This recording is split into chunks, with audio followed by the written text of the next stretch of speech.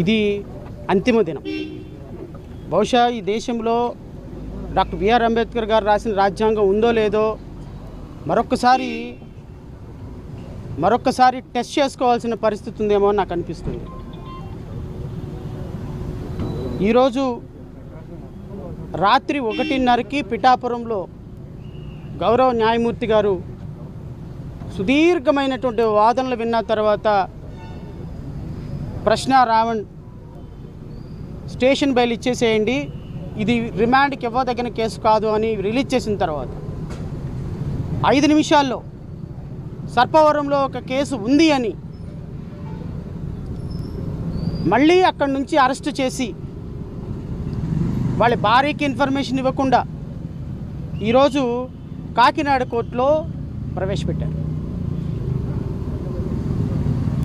ఎందుకు ప్రవేశపెట్టారయ్యా అంటే గౌరవ లేదు, తొక్కలేదు. పవన్ కళ్యాణ్ నియోజకవర్గంలో, ఎందుకంటే ప్రజాస్వామ్యాన్ని గౌరవించిన వ్యక్తిని గౌరవించాల్సిన అవసరం నాకు కూడా లేదు. పవన్ కళ్యాణ్ నియోజకవర్గంలో మల్లం గ్రామంలో కొంతమంది స్కూల్ పిల్లల మీద వివక్ష జరిగింది అని 30 మంది తల్లిదండ్రులు నెల రోజుల పాటు నిరాహార దీక్షలు చేస్తే, హైకోర్టులో రిట్ పిటిషన్ వేస్తే, వాళ్ళ పిల్లలకు జరిగినటువంటి కుల వివక్ష మీద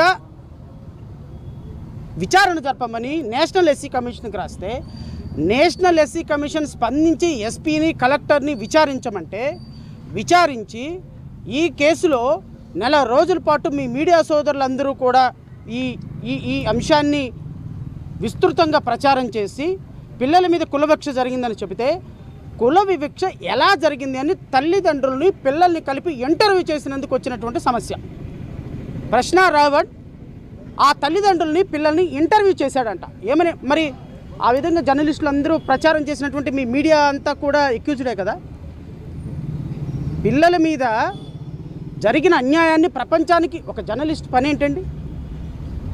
కుల వివక్ష జరిగింది, అతను జర్నలిస్ట్గా వచ్చి ఆ పిల్లల ఇంటర్వ్యూలు పక్కనే ఉన్నటువంటి తల్లి ఇంటర్వ్యూ తీసుకున్నాడు. అది తప్ప? అది నేరమా? ఉప ముఖ్యమంత్రి పవన్ కళ్యాణ్, ఇది నేరమా? నిన్న మీరు మాట్లాడినటువంటి సుత్తపుస కబుర్లకి ఈరోజు పెట్టినటువంటి కేసుకి ఏమైనా సంబంధం ఉందా? చిన్న పిల్లల మధ్య వివక్ష నేను చెప్పలేదే, రావణ్ అనలేదే, మీడియా ప్రవోక్ చేయలేదే. తల్లిదండ్రులు 30 మంది తల్లిదండ్రులు వెళ్ళి పిల్లల్ని తీసుకొని స్కూల్ హెడ్ మాస్టర్ దగ్గర ధర్నాలు, రాస్తారోకోలు, హార్తాళ్ళు చేసి అది అందరికీ ప్రపంచానికి తెలిసిన తర్వాత రావణ్ వచ్చాడు, శ్రవణ్ వచ్చాడు, లేకపోతే మీడియా సోదరులు వచ్చారు, దాన్ని ప్రమోట్ చేశాము, దాన్ని చూపించారు. అది తప్పంటండి. అదంట కులం, మతం, ప్రాంతాల మీదంట విద్వేషాలు సృష్టించడం అంట. ఆ పిల్లల్ని అంట వ్యభిచార గృహంలోకి తీసుకెళ్ళిన దానికంటే నేరం అంట. ఆ దానికి 14 సంవత్సరాల కఠిన కారాగార శిక్ష విధించాలంట. గౌరవ పబ్లిక్ ప్రాసిక్యూటర్ గారి వాదనలో అమోఘం. ఈరోజు దాని మీద మళ్ళీ రాత్రి కేసు కట్టి ఈరోజు మళ్ళీ కాకినాడ కోర్టుకు తీసుకొచ్చారు. మీరు ఒక్కటే గుర్తుపెట్టుకోండి, మీ ప్రభుత్వాలు శాశ్వతం కాదు, రాజ్యాంగం శాశ్వతం, చట్టాలు శాశ్వతం. పోలీస్ అధికారులు గుర్తుపెట్టుకోండి, ఈరోజు పవన్ కళ్యాణ్ ఉంటాడు, రేపు శ్రవణ్ కుమార్ ఉంటాడు, ఎల్లుండి రావణ్ కుమార్ ఉంటాడు, ఎల్లుండి రామారావు ఉంటాడు, సుబ్బారావు ఉంటాడు, వెంకట్రావు ఉంటాడు. పొలిటికల్ పదవులు వస్తాయి పోతాయి, కానీ మీరు రాజ్యాంగాన్ని, ఐపీసీని, సిఆర్పిసిని, బిఎన్ఎస్ఎస్ని పాటించాలి.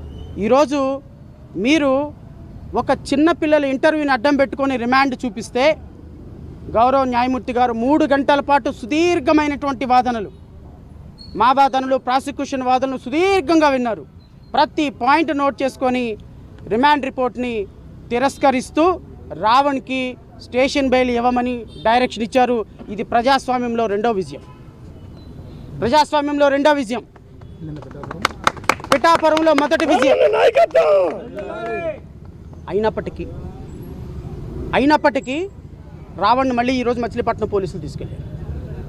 ఏ పోలీసులు నాకు తెలీదు, but I came to that మచిలీపట్నంలో ఇంకొక కేసు రిజిస్టర్ అయిందంట, తీసుకెళ్లారు. మచిలీపట్నం తర్వాత కాప్రా, తర్వాత భీమవరం, తర్వాత ఇంకో చోటికి రాష్ట్ర వ్యాప్తంగా 35 కేసులు పెట్టి తోటి జర్నలిస్టుని తీసుకెళ్తే జర్నలిస్టు సంఘాలు స్పందించరా? మీరు రేపొద్దున మీకు ఈ సమస్య వస్తే మేము స్పందించరా? న్యాయవాద సంఘాలు స్పందించరా? ప్రజాస్వామ్య సంఘాలు స్పందించరా?